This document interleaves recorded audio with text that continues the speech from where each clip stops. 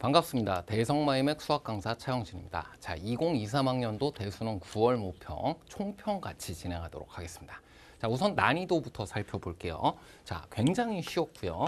자, 어느 정도로 쉬웠냐면 쌤이 앞으로 출제할 모의고사의 난이도를 어떻게 책정할까 고민이 생길 정도예요. 아, 이 정도로 쉽게 출제되지는 않을 것 같은데 하면서 난이도 책정을 어떻게 해야 되나 고민이 생겼습니다. 자, 하지만 이건 차쌤 고민이고요. 여러분은 고민할 필요가 없어요. 여러분은 이보다 어렵게 출제될 것이다. 불수능 출제될 거다. 이렇게 생각하세요. 자, 그렇게 해야 여러분 늘어지지 않습니다. 자, 9평 끝나고 퍼져가지고 아, 이게 9평 좀 쉽게 출제됐다 해서 뭐 이거 잘 봤어, 못 봤어 그거 가지고 그거 가지고 자만 또는 불평, 불만 이런 것들 일삼다가 수능 시험 가서 아, 실제로 이렇게 어렵게 출제될 줄은 몰랐어 하며 내가 당황하게 되는 것보다는 지금부터 어렵게 출제될 거라고 생각하고 스스로 박차를 가하시는 게 여러분 입장에서 훨씬 더 좋을 내용이 되겠습니다. 자, 그럼 이 난이도를 제외한 나머지 부분은 어떤 것을 살필 필요가 있냐? 자, 6월 모평 때도 얘기했지만 자, 이거 수능 아닙니다. 자, 이 점수로 대학 가는 거 아니고요. 자, 이 9월 모평을 통해서 평가원이 우리에게 알려준 것이 있다면 그리고 여러분이 발견해서 그걸 공부에 반영해야 될 내용이 있다면 그게 더 중요한 겁니다. 자, 수능 시험을 위해 그럼 이 9월 모평의 목소리 어떻게 들어야 되는지 바로 살펴보도록 하겠습니다. 자, 내용적으로 여러분이 받아들여야 되는 교훈은 교과 개념에 집중해라. 아니, 이 정도는 부족합니다. 더 나아가서 더더욱 집중해라. 어느 정도로? 이 집중이라는 단어가 거의 여기까지 바뀌었으면 좋겠어요. 집착에 가까울 정도로. 자, 이것이 어떤 이야기냐? 자, 이번 9월 모평 시험지를 보면 그래, 난이도도 쉽고 전반적으로 뭐 그렇게 특이한 것 보이지 않는데 가장 강하게 보이는 특징이 바로 이것입니다. 이 교과 개념을 이용했을 시 당연히 문제에서 가장 유리해야 될 거 아니에요. 불리하면 안 되잖아요. 불리한 것 같은 인상조차 있으면 안 되잖아요. 이번 시험지가 그렇다는 겁니다.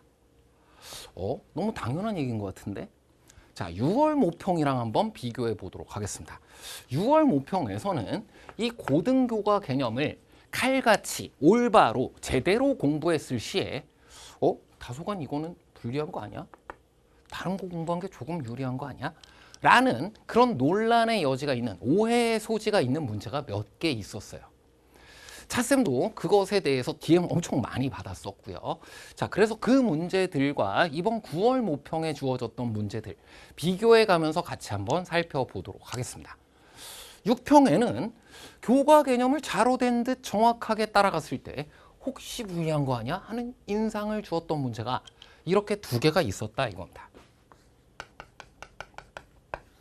하나는 여러분 익히 알고 있다시피 많이들 싸웠다고 하더라고요. 20번입니다.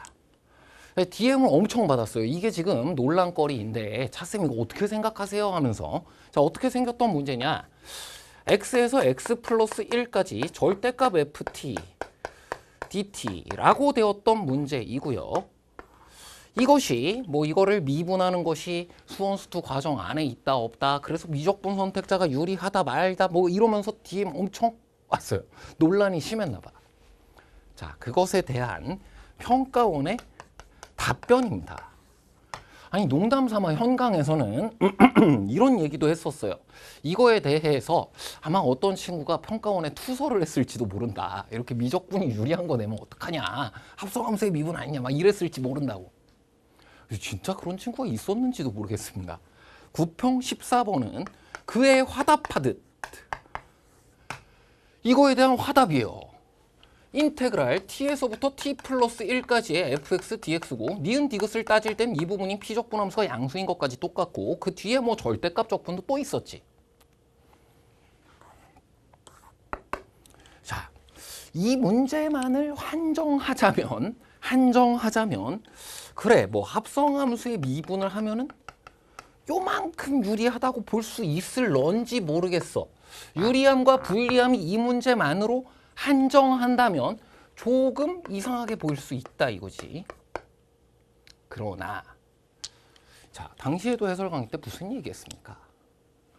여기서 이 한순간 유불력 그런 거 따지는 게 아니라 우리 수능 시험 준비해야 된다고.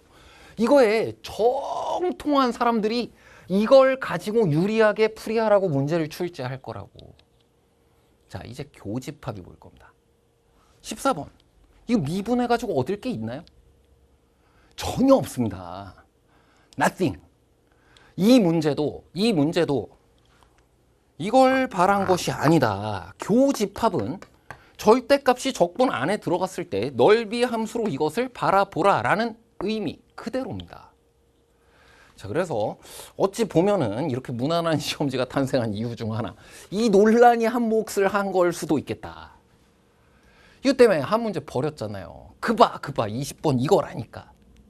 자, 이 논란이 하도 커가지고 그래서 묻힌 게 있는데 이거 외에도 또 있습니다. 6월 모평 때 또 말이 많았던 문제, 이것도 DM을 많이 받았어요. 난 사인 법칙, 코사인 법칙 학습 목표대로 그것의 활용 및 그리고 그것의 유도 과정 정도를 열심히 지금 공부하고 있는데 10번을 봤더니 사람들이 그렇게 얘기하더라. 원의 성질이고 비례의 성질이고 할선 정리라는 것을 이용해야 유리한 문제다. 중등 도형 성질로 빠르게 정확하게 풀이되지 않냐. 자, 이번 13번 문제를 보세요. 원이 아니라 반원입니다. 이건 뭐 평가원이 여러분을 골탕 먹이려고 이렇게 하는 게 아니라 정정해 주는 거예요. 이걸 의도한 것이 아니다. 반원이니까 이제 안 되잖아. 할선 정리고 뭐고. 자, 그럼 얘랑 얘는 중등 도형이 유리한 문제고 얘는 고등 기하가 유리한 문제인가요? 아니지. 애시당초 얘는 중등 도형으로도 풀이될 뿐 고등 도형으로 풀이하는 문제였어. 애시당초 얘도 평가원의 의도는, 그래서 이번에 이것을 자로잰 듯 정확하게 지금 문제지를 만든 것 같아요. 뭐가 먼저 떠올라야 돼요? 한 호에 대한 원주각이 같다. 원주각의 성질. 사인 법칙 유도 과정. 또 한 호에 대한 원주각이 같다. 원주각이 같다. 맞곡지각까지 하면 맞곡지각 안 할래요. 두 개 닮았는데. 자, 여기까지를 발견 및 그 다음은 닮음을 이용하든 원과 비례를 이용하든 사인 법칙을 이용하든 평가원의 의도가 뭐였겠냐는 겁니다. 자, 여기서 이성적으로 판단할 필요가 있어요. 이때 보니까 이게 유리하네, 이때 보니까 이게 유리하네 가 아니라 애시당초 이걸 물어보는 문제인 겁니다. 이 시험의 법은요, 바로 고등 교과 개념과 학습 목표를 제대로 공부했는지를 묻는 문제인 거예요. 그래서 여기에서 어려움을 주는 요소, 플러스 알파로 들어간 요소라고 한다면 무엇이냐? 고등기하 안에서 생각을 해봐. 자, 아직까지 출제되지 않은 요소들 중에 고등기하 안에서 여러분이 떠올려 볼 만한 내용이 어떤 것이 있니? 보각? 좋습니다. 더해서 파이 보각. 사인 법칙, 코사인 법칙 유도 과정에도 다 들어가 있는 중요한 내용. 그 비슷한 것도 뭐 있지? 삼각함수에서 공부한 거? 그래서 차쌤이 이건 시즌 1 모의고사 해설에서 분수령 이스터에그였던 걸로 기억하는데, 거기서 이제 지금껏 한 번도 출제되지 않았던 건데, 여각 더해서 2분의 파이, 2분의 파이 플러스 마이너스. 자, 그것은 고등기하에서 우리가 공부했던 중요한 내용 중 아직 출제되지 않은 중요 발상 아니니?